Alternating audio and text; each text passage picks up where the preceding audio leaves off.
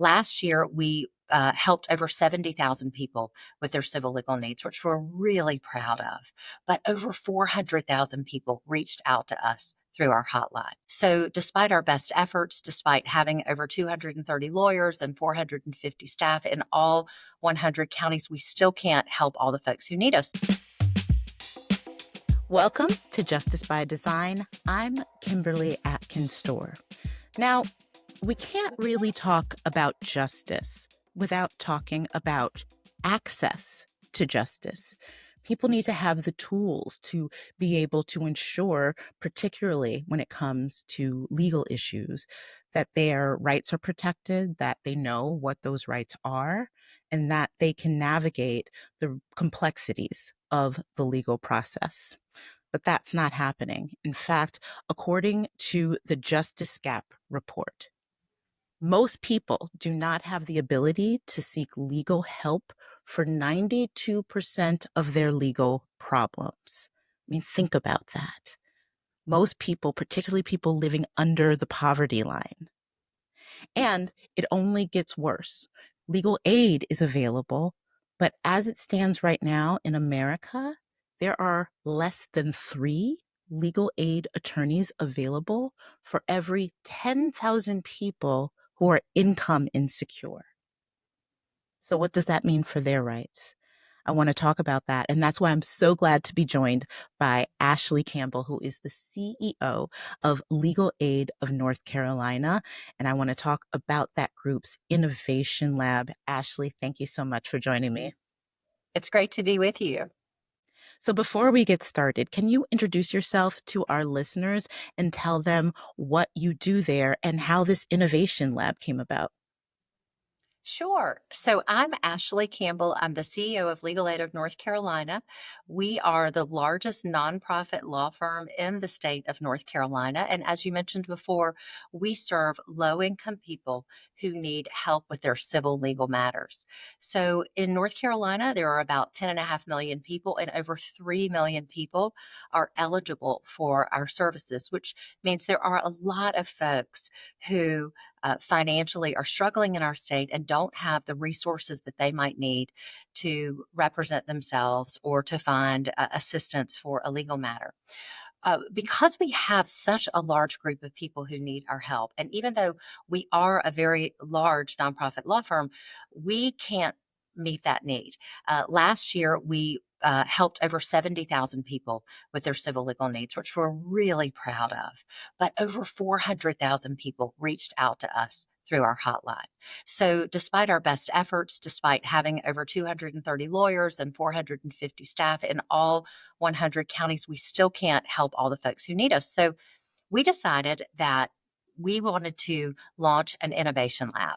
So, the purpose of the Legal Aid of North Carolina Innovation Lab is to take advantage of all of these emerging tools that are coming out in the market that folks can access to try to get more and better information so that they can get justice in the legal system. So, an example might be that folks have heard about is AI. So, everyone's talking about AI right now. Folks might be using ChatGPT. They may have even gone on ChatGPT and put in a query and asked about their legal rights or a legal situation they have, and they're seeing that ChatGPT will give you some information. Well, right now, that's not completely reliable information because those tools aren't trained to give legal advice. But what we are trying to do is to train tools like ChatGPT and train other tools to give legal information, reliable legal information that people can access when they need it. So that's just an example of a way that we can use technology to try to serve more people. So let me back up for just a minute, just so that we have a clear picture of some of the things that people may need legal help with. Because I think for some people, a lot of people, maybe when they think about needing a lawyer, it's usually in a criminal context. You know, somebody was arrested, somebody is facing some sort of charges. But the vast majority of things that an average person may need legal help with is not in the criminal realm. It's in the civil area, which you are focusing on. Can you give an idea of some of the things that people may not realize that your clinic provides help for? Let me take that out. It's not a clinic. Pumpernickel. in Pumpernickel. Can you give an example of some of the things that your clients come to you for needing legal help? Yes. And Kim, you really brought up such an important point, which is that in the United States, folks who are charged in criminal matters are entitled to a lawyer under our Constitution. So there's a constitutional right to an attorney in criminal cases. There is no such right to an attorney in civil cases. And so many people don't know that. If they've never had to interact with the court system in a civil matter, they just aren't aware. So it's such an important point to understand. So if you need custody of your child, if you are a victim of domestic violence, if your a family member has passed away and you need to probate their estate, you're not entitled to a lawyer, and you might have to go pay a lawyer. And we know that in North Carolina, the average uh, billable hour for a lawyer is about $300. And we also know that 50% of Americans cannot afford a $400 unexpected expense. So that right there tells you folks just can't always afford a lawyer even though they need them. And so that's where an organization like ours can step in. We provide legal assistance in a lot of different types of cases. Our primary cases are domestic violence and family law matters, housing matters, so helping people who are being threatened with eviction or foreclosure, or who are having problems getting their landlords to make repairs to their homes. We also do a lot of representation of seniors and veterans, and we are the state's frontline legal responder when we have a disaster. And so your listeners may recall that North Carolina experienced a significant disaster this year in Hurricane Helene, and Legal Aid of North Carolina actually leads the group of legal services responders who go to the region and help people try to recover from the storm. So we do a lot of different types of work all over the state. Yeah, and I can't stress enough that even as a lawyer, navigating the legal system, the court system itself, even setting aside, understanding the law, understanding what proper procedures are, it can be really, really daunting. So this work is so crucially important to ensuring that everyone has access to justice. Justice can't just show up at your door. You have to be able to move through the system in order to get it. And that's what this work is. And that's why this innovation lab was something I really wanted to talk about. So, just sort of trying to get a better understanding of this lab, it seemed to be made up of so many different aspects. One is a technological aspect that makes it not only easier for your clients to come to you and to get information from you, but also easier for the attorneys to do their work. I want you to talk a little bit more about that, but it's also a lot about collaboration, which I really love. Can you talk about that too? Yes. So the first of all, the lab does have a physical space. Our staff for the lab is located here in Raleigh, North Carolina, and it's comprised of lawyers. It's comprised of people who have provided legal services at Legal Aid in the past. It's comprised of software. Folks who understand software and software development and project managers. So there is a team dedicated to innovation at Legal Aid, and that's really unique. What we understood was that we needed a designated team to work on these issues, or it would never get done. I mean, we all know if you add something to a very busy person's plate, that they have lots to focus on, and it can really take a long time. And so we've made that investment through grants and funding from folks like the Legal Services Corporation and others. So it's allowed us to really focus on these projects. So, as you mentioned, some of them are technology projects, some of them are external facing, like we talked about, but also internal facing. So, an example of some of the things we're doing are creating processes that allow us to do automatic forms so that if someone, for example, is already in our system, we could hit a button and it would create a complaint that they can file, for example.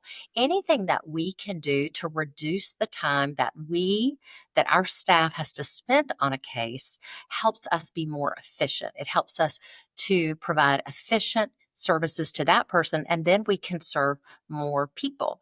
Um, about a year ago, we developed a criminal record expunction tool. So, criminal record expunction is so important because criminal convictions and charges stay on folks' records for their entire lives in North Carolina unless you take some action to expunge them. And our legislature, in a bipartisan, unanimous bill, um, passed a remedy for that and said that once a person hasn't committed a crime after a period of time, we should be able to expunge those charges because we want people to get back to work. So that is a real priority area for us to help people find stability they need to support themselves and their families. Well, it takes about 2 hours to do a criminal record expunction case. If you use our petition generator tool, you can get that down to about 30 minutes. So you're talking about a quarter of the time that it would normally take for us to sort of do the assessment and prepare the form that we need to do. So that right there, again, is an example of if you use the tool, if you develop the tool, you can serve four times the number of people that you can serve without the tool. Wow, wow. And that's so important because we're seeing that gap in access. The more that people can do that, the more coverage that there is, especially if this is something that is scalable and replicable, which is also a part of that, I know. That's exactly right. One of our goals is to be able to develop the expunction tool to be forward facing on our website so that folks who needed certain types of expunctions could come online and access it themselves, get the forms completed online, and then just print them and file them themselves. So absolutely, it's so important for our staff and for the public. So talk about collaborating because you can't all do this. Like you said, you have your physical office with your people there, but it's only so big and it can only do so much. Who are you collaborating with, and how is that bringing about more innovation and more access for folks? So, first of all, we have an extraordinary leader of the Innovation Lab. Her name is Cherie Gilchrist. She has been in the legal services space for almost 2 decades and has an extraordinary amount of experience, both in direct client service and in operations. And so, Cherie has been hitting the ground, developing relationships all over the country. She and I were at Stanford University in California last week at the Codex AI conference. There was also a UN AI conference that we were at that same week. So she is out in the community learning more about these technologies that are being developed and building relationships as we go along. Here in North Carolina, we've developed a close relationship with the Duke Law Tech Lab, the Duke Law School. We also have a close relationship with Vanderbilt Law School and its technology lab. As I mentioned before, the Legal Services Corporation, which funds legal services for all 50 states and for every county and city in America, is a partner who is funding our work. And then also working with some other folks like LexisNexis, Westlaw, and certainly in communications with a lot of folks who are working in the AI space, developing new and emerging AI tools to see whether we can partner with each other to build tools together that we can scale up internally and that they can use in their regular commercial business. So I think there's a lot of opportunity for collaboration and partnership. Between us and really lots of different folks in these Yeah. spaces. Yeah, that's interesting too, that it's in the nonprofit space, it's in the private sector space, that the collaboration in the educational, educational institutional space with the law schools, I think that that is really important. So, um, with all things that are thinking out of the box, right? The innovation lab itself, you're figuring out what works well and what the obstacles are in real time. So talk a little bit about the obstacles, the ones you already knew were there, and what you're finding now for legal aid organizations, for yours specifically, but also legal aid organizations more broadly. I think one of the biggest obstacles is that the legal tech the legal space seems to be lagging behind in innovation, and I've thought a lot about why that is. Like, why are we slower to adopt innovation than, for example, think about the medical field. Think about when you Hmm. walk into a medical office these days. You might be checking in on an iPad. You can probably access a portal on your phone with all of your uh, meeting information with your Right, doctor, with right. your right? None of that's available in the legal space, or it's not being used widely. It might be available, And in that a just to that point, a lot of those innovations in the medical space, when you see at urgent care or doctor's offices, came because of COVID, since COVID. So they learned uh from COVID and then implemented that. That's exactly the kind of innovation you're talking about here, right? That's right. And so I've thought, why is the legal space lagging behind, and why are we so motivated to change that? And here's why. And I want to explain this. So there is less incentive right now in the private practice of law. Than there is for us to innovate. So, if you think about private practice lawyers, are typically paid on an hourly basis. Obviously, efficiency is very important to private practice lawyers. I used to be a private practice lawyer myself.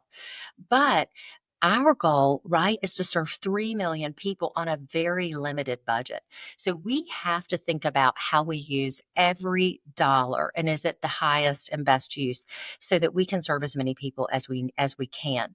And that is the reason that we are so incentivized to pursue innovation, I think, in a way that is sort of unusual in the legal space.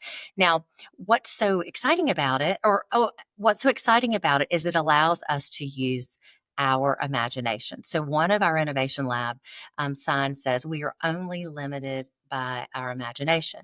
And that goes back to your question about what's holding us back. Well, Yeah. we haven't spent a lot of time as a profession imagining how we can deliver legal services differently. How could the courtroom experience be different for Americans? So, right. So that's sort of a limitation that even in law school. So of course I attended law school, and I was also a law professor for 6 years.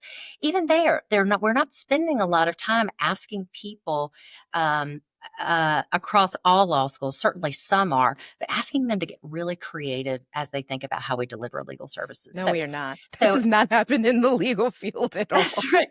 So, it's a limitation, but it also is what makes it an exciting space to be in, because there is energy, there is enthusiasm, there are certainly pockets of folks who are being very innovative, and I think we're starting to find each other and be able to engage in some exciting projects together. So one thing I also like about the mission of the Innovation Lab and the work that's done that is that you are listening to your clients. Your clients are also guiding you as to how you can serve them better. Can you explain a little bit about how that's happening? Yes. So, one of the great strengths, I think, that legal services, lawyers, paralegal staff, and legal services organizations have is they are so closely attuned to the needs of the community. Legal services organizations understand that we shouldn't go in thinking that we know the solution to the problem, that you ask the community what it needs and how to best serve that community. So, I'll give you an example of something we're doing right now and how we're using our client community to help us build this. So we are working on a new intake portal that folks are going to be able to come to our website and online and do what I'm hoping is going to be a much faster, much more efficient, much more user-friendly process to apply for legal services. So it's been built out by sort of all the experts. So phase two is testing, and we're going to be doing that testing with board members at Legal Aid who are client eligible board members, and other nonprofit partners, community partners who send clients to us and know what their needs are. So they're going to be they're testing this product with us, giving us feedback on how to make it work better for the community. We're integrating their feedback before we launch the product. So, what do you need at this moment? You've had this lab for a little while now. What do you and other legal aid organizations need in this moment? The most important need for us right now are unrestricted financial resources. And this is what I mean by that. We've had some great luck getting grants from organizations to do specific projects, and we're working on those, and we're so grateful for that support. But sometimes we need to, maybe we need to hire a software developer for the lab, or we have additional needs that we need to actually be able to launch and scale some of these ideas that we have that don't fit with inside the parameters of these specific grants. So we really need unrestricted money that we can use to build and scale up faster. So what we've been looking at is, we're building things that in the private space are funded by venture capital. So we've been looking at venture philanthropy, right? There are a lot of people in the venture space and the tech space that understand what we're doing and understand how it can totally transform the way legal services are delivered. And so we're trying to talk to those folks. We do have a $3 million innovation fund that we are fundraising for right now. And so we're reaching out to folks to try to bring more resources so that we can get these products launched and built. What's really the biggest investments on the front end, right, to build the products. Now, there is some obviously cost to maintain them over time, but what we need really is that initial seed investment. So, can you talk a little bit about one thing I really love and have learned from doing this podcast is how so much of the innovation in terms of bringing justice to light, making it a reality, isn't from the top down. It's not based on what's happening here in Washington, D.C. It's happening on the local level, it's happening on the community level. And this is a perfect example of that. What advice would you give to other legal aid organizations across the country, other locally community-based organizations about how they can better serve their clients and bridge that uh, bridge that gap to access to justice? In the nonprofit space, our resources are always limited, and that's true for any nonprofit anywhere. And so it can be really difficult to designate resources to this work when we've got people knocking on the door. They need our help today, right? They don't want to Yes. wait on a tool that we're developing that we're not going to have ready for 6 months or a year. And that's hard for us because the people who work at this organization are so committed to direct client services. We really care about our clients, and it's really hard to say no. Um, what I would say to other organizations is not necessarily you have to say no, but just to understand that if you can commit to the kind of investments that we're making around even process improvement, it doesn't necessarily have to be technology improvement. Looking at all of your processes across the organization and thinking about how can we make ourselves function better and better for our clients. If we make that investment, we actually may be able to serve more people and serve them better after we do that work. That's certainly what our goal is, and that's what we believe that we're going to be able to do. But it can just be tough. So I would say have courage. And you have to be really intentional about the financial planning. The last thing I'll say is this, because this has been successful for us. We have gone to some funders specifically for capacity building around this. So we've told them, these are our plans. We need to build a capacity maybe in our innovation lab, or maybe we need to build capacity on our technology team to help us be able to scale some of these projects. And they have funded a position, for example. So that's a very specific way that folks might want to get funding and financial support to support their longer term goals. Oh, those are really, really great points.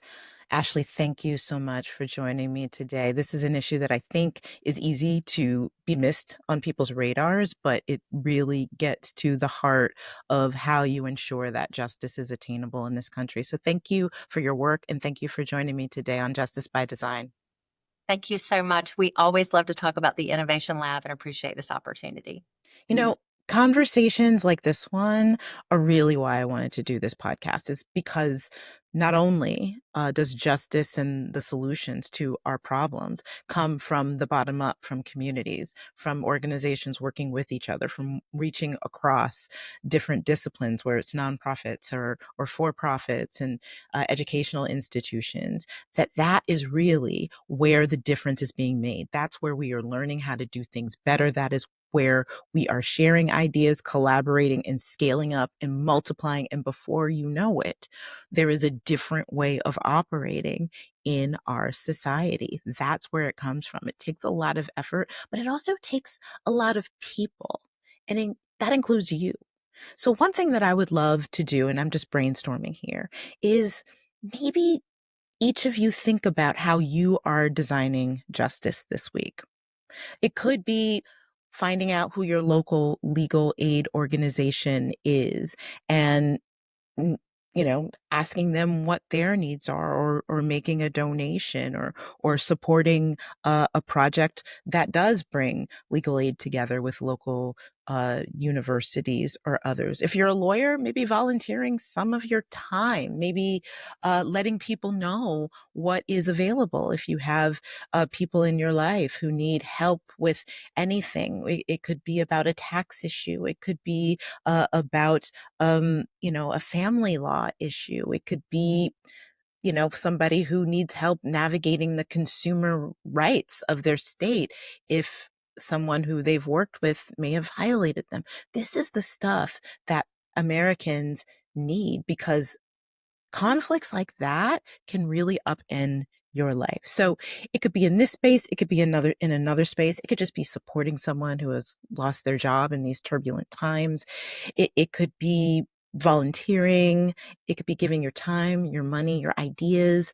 It can come in any number of ways, and it's accessible. That is accessible to all of us to do. So I want you to think about how you're going to design justice this week, and feel free to let me know what you're doing. You can tag me on social media or the podcast Justice by Design or Politicon, and let us know. I would love to see the things that you have been doing or that you plan to do now, to be a part of the solution, right along with the folks I talk to on this podcast.